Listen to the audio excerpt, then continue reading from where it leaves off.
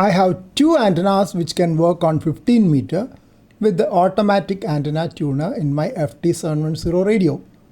Interestingly, I do not have to retune when I change from one antenna to the other, meaning that both antenna systems present the same impedance to the radio on 15 meter.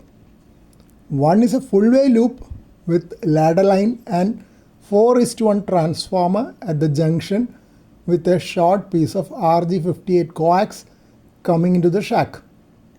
Another is an inverted V dipole antenna with no balun at feed point. Both are connected through a homebrew common mode choke at the radio end. I am checking the difference in noise level on the waterfall picked up from my 1150 watt inverter located in a nearby room.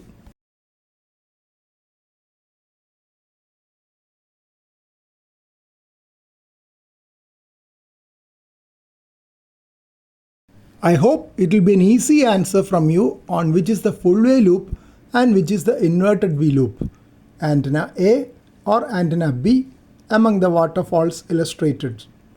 Options: 1. Antenna A is full-way loop and antenna B is inverted V dipole. Option 2. Antenna A is inverted V dipole and antenna B is full-way loop.